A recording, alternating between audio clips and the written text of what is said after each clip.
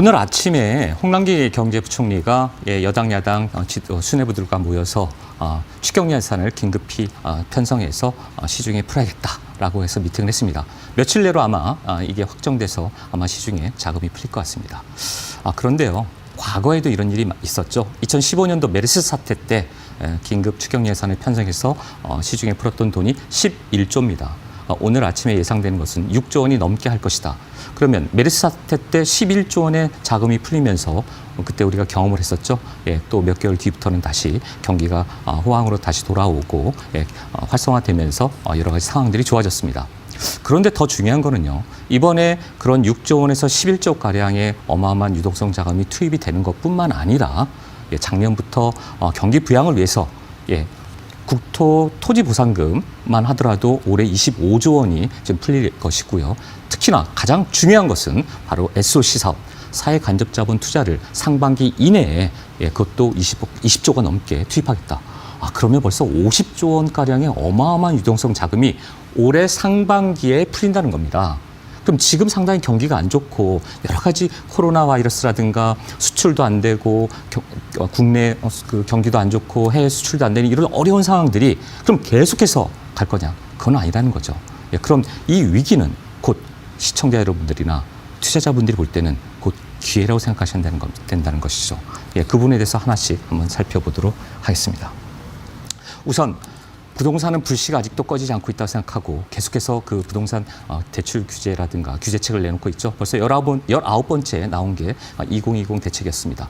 그럼에도 불구하고 이 불씨 때문에 이렇게 경기가 안 좋은데도 유동성 자금은 많이 투입하더라도 금리는 내리지 않았던 거죠. 조금 더 저금리로 가게 되면 오히려 불씨가 불이 붙어서 활활 타오를 것 같은 그런 불안감이 아직도 정부 관계자들은 있는 것 같습니다. 자, 이런 엄청나게 가파른 속도로 오르고 있었던 이 경기가 사실 주춤하긴 했습니다. 그러나 2020 대책이 나오고 나서 당시에 가장 압박책이 심했던 것은 대출이죠. 10억 원짜리 아파트일 때 기존에 6억 원을 담보대출을 받았는데 담보인정대출 LTV가 지금은 50%, 그러니까 9억 원 이하일 때는 50%, 이상일 때는 30%, 그러니까 6억 원이 4억, 8억 정도 되는 이런 굉장히 강력한 규제, 그리고 또 여러 가지 규제책을 내놨지만 결국 2020 대책 후에 오히려 또 신고가가 나오는 그런 현상이 발생되고 있습니다. 자, LTV 규제를 한다 하더라도 신규 아파트 공급 정책이 없기 때문에 오래된 구축 아파트라든가 그런 부동산에 자금들이 쏠리면서 계속해서 풍선 효과는 이어지고 있다는 것을 말씀드리고 싶습니다. 그렇게 수원뿐만 아니라 곳곳에 용인, 구리 곳곳에 이쪽으로 좀 펴져가고 있죠. 화서역, 금곡동, 호매실지구, 구운동 3만 아파트 같은 게 계속 상승세를 아직까지 이어져 가고 있고요. 정자동 효성 아파트 같은 경우에는 3억대, 굉장히 오랫동안 3억대였는데 지금 4억대가 또 넘어가고 있고요. 사람들이 어떻습니까? 새 아파트나 분양권을 사기보다는 뭔가 구축, 좀 구옥들의 눈을 돌리고 있고 시장은 잠시 눈치 장세로 지금 전환되고 있다는 거, 그렇고 있다는 거죠. 그럼에도 불구하고 화성이나 구리나 시흥 같은 경우는 계속해서 지금 사람들 수요자들이 발길이 끊이지 않고 있다, 라는 것을 제가 보여드리고 싶습니다. 그 데이터뿐만 아니라 동탄이라든가 의정부, 인천, 청라까지 확산되고 있다는 거, 여러 가지 그 개발 호재라든지 그 7호선이나 GTX B 노선이라든지 이런 것들의 연장선상에서 같이 계속해서 사람들이 수요자들이 이런 위기에도 찾아가고 있다는 거. 그 중에서도 바로 또 이런 자료들이 더 중요한 거죠. 서울 도심에 워낙 여러 가지 규제가 있다 보니까 규제가 없는 지방 미분양 아파트에도 수요자들이 지금 몰려가고 있다. 충남 당진 아이파크라든가 원주 더샵 센트럴파크라든가 충북 청주 금호어울림, 인천 연수구 같은 경우에는 지금 이 분양 아파트들이 몇 개월 동안 이어져 오다가 수요자들이 오기 때문에 지금 또 연수구 같은 하나도 미분양이 없는 그런 상태로 전환되고 있다는 점 대단히 중요할 것 같습니다.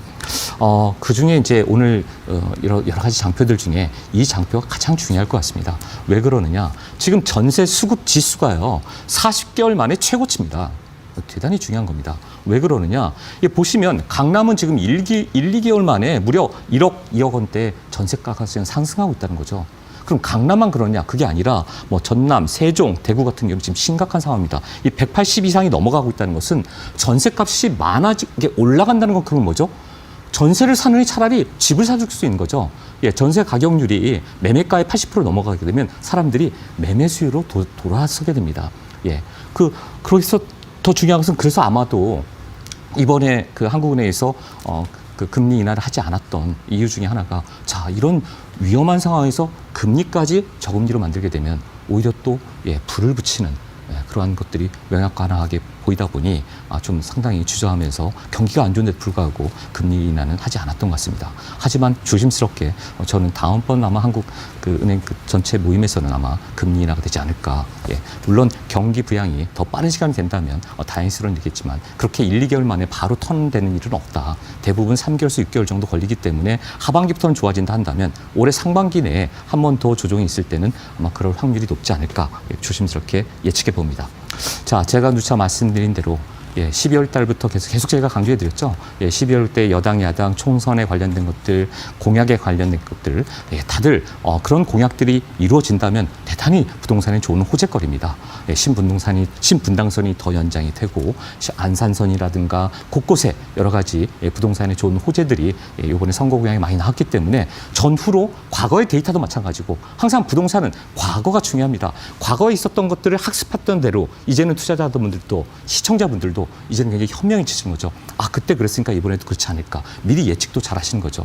과거를 항상 거울 삼아 현재와 미래에 투자하셔야 되는 겁니다. 그래서 그때 강조했던 대로 계속해서 풍선 효과는 있었고 서울 도심과 지방에 이런 알짜배기들, 개발 호재가 풍부한 곳들, 변화가 큰 곳들, 이런 곳들은 계속해서 지금 올라가고 있다는 거죠. 투자 적기는 바로 지금 상반기 이내입니다.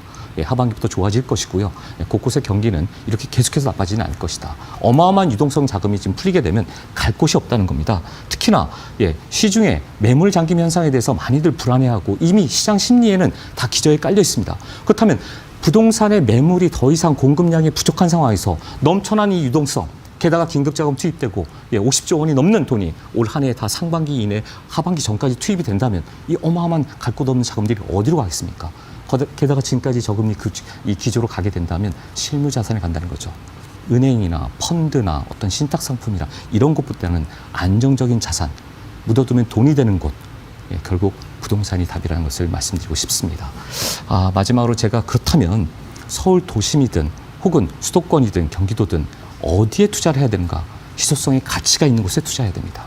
개발 호재가 많은 곳, 그 개발 호재도 먼 미래가 아니라 가까운 시기에 뭔가 눈앞에 변화가 가장 커다랗게 일어나는 그런 곳에 여러분이 투자를 해야 되는 거죠. 그렇게 해서는 여러분이 발로 뛰는 것도 대단히 중요하지만 항상 전문가의 의견을 듣고 내가 가진 금액이라든가 어떤 내가 처한 곳에서 아파트든 혹은 그게 투룸이든 빌라든 토지든 거기에 대해서 여러분들이 조언을 들으시면서 투자할 때 가장 현명한 성공처를 할 수 있을 것 같습니다.